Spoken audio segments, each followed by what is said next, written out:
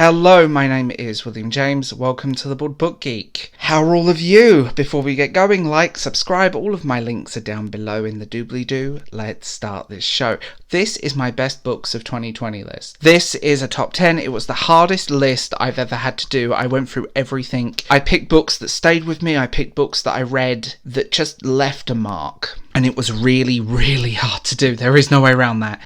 It's taken weeks. This has taken weeks, and it's slowly whittled down to this 10. So you may not agree with my opinions. You may not like all the books that I picked. You may not even know what half the books are. Here are my top 10 best books of 2020. Blood Heir. This is the one that surprised me the most. It's a YA fantasy, but it surprised me on the level that YA fantasy is normally crap. And this is stunning. This is definitely the older end of YA fantasy. It's revenge story. It's beautifully written. It's beautifully constructed. You have beautiful full characters, the great world building. I'm looking forward to book 2 next year, and I'm hopefully going to get a review copy of it. It's phenomenal. I was surprised by this book. There is no way around it. I still am surprised by this book. I sat down and read it, and you have this character's revenge story that just is sweeping and big, and it feels it, and it's such a refreshing read in that sense. Beautifully written, great characters, great world building, just a great book, full stop. Magic Lessons by Alice Hoffman. So this is the prequel to the prequel of Practical Magic. So you have Practical Magic, and then you have the book before that, and then you have this one which focuses on Maria, her story, her journey, what drove her as a character. So it's more historical fiction meets magical realism.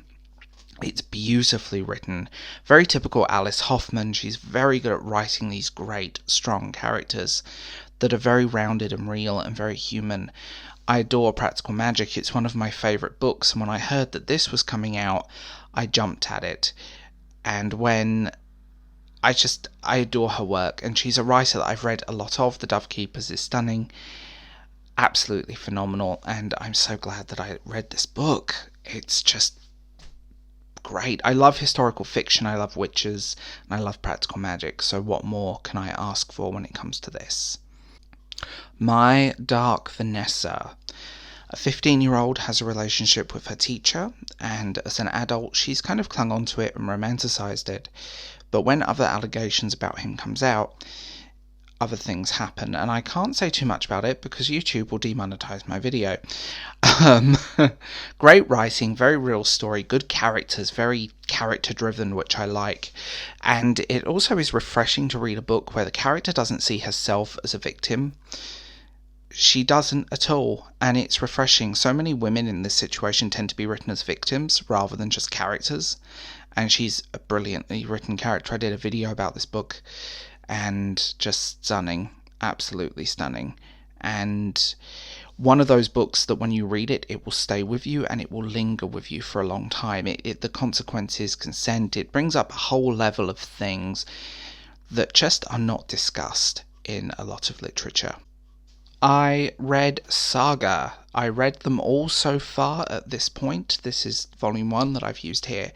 Big, epic space opera, absolutely stunning, great story, great characters, beautiful artwork. It doesn't fall into the typical Tumblr art that seems to dominate comic books now. This is actual real art. It's illustrated people rather than smudgy messes. This is an epic story in space. The thing I would compare it to the most is Dune, in terms of style and construction, in the sense that it's big, epic, and sweeping. Some people compare it to Star Wars, and I completely disagree. This is far better than any of the pseudo-science fiction that is Star Wars. Absolutely great writing, great characters, well put together, just enjoyable and fun and memorable for that reason. It's refreshing, and comic books like this are dying, sadly. The Southern Book Club's Guide to Slaying Vampires.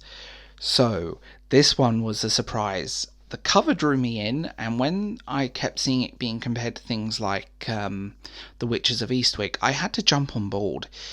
this book it doesn't take itself too seriously, and it's a nice snapshot of the late 80s, early 1990s Deep South of America, these southern towns, the Southern Belle type women who are, in their suburban lives, and that's what they are. They have a book club, and the relationships between these women are fascinating.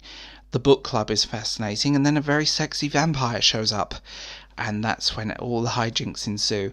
Absolutely brilliantly written, not afraid to laugh at itself, and just overall an enjoyable novel. If you want a little bit of fun, frivolous writing, and just some funniness and well-written story, this is the book for you.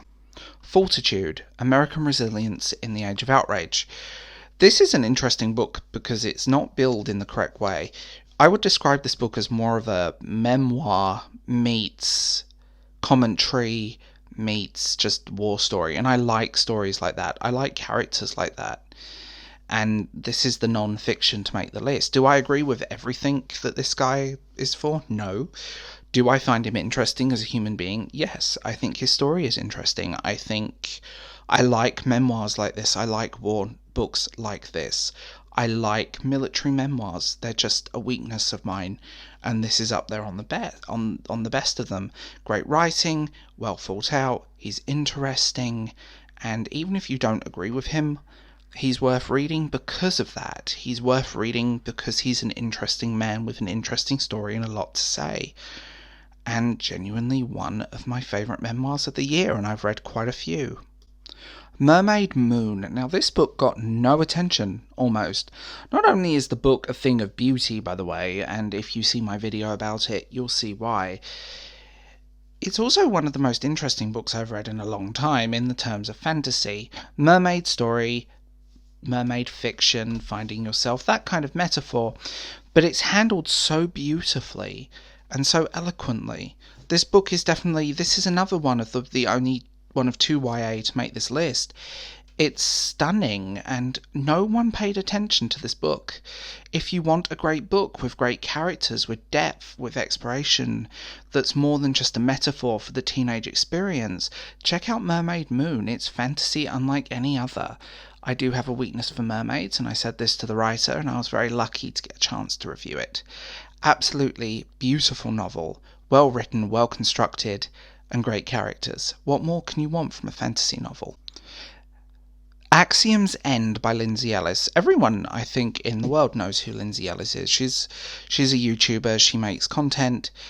I was a bit worried about her first novel. It's a Marmite book. You'll either love it or you'll hate it. I loved it. I love the fact you can definitely tell she's a Transformers fan as well, just because there were certain elements that popped in.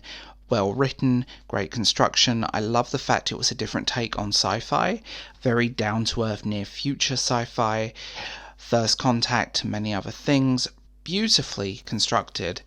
I will say, yes, is it perfect? No.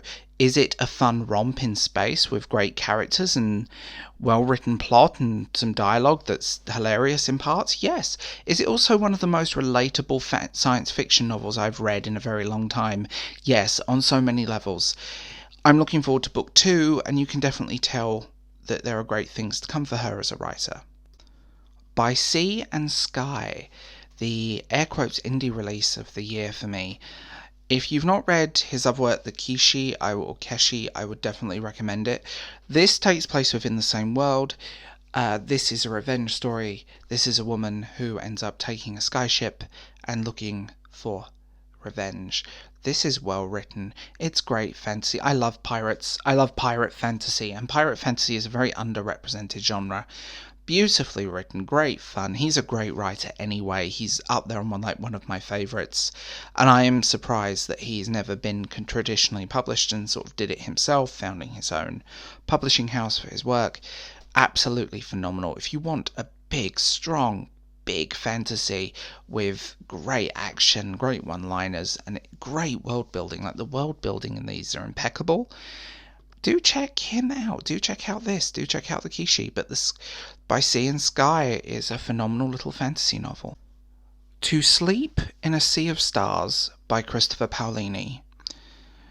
I adore Paolini, and this book divided people. It was very much a Marmite book. You either love it or you'll hate it.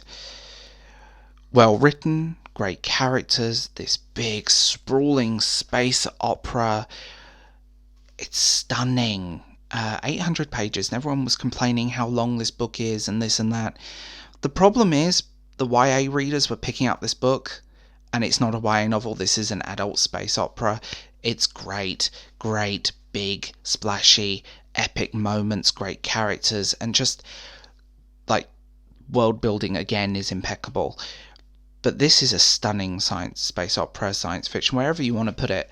It's big, it's epic, it's what it needs to be, and it asks some very fundamental and quite powerful questions about who we are as humans. So there it is. That's the list.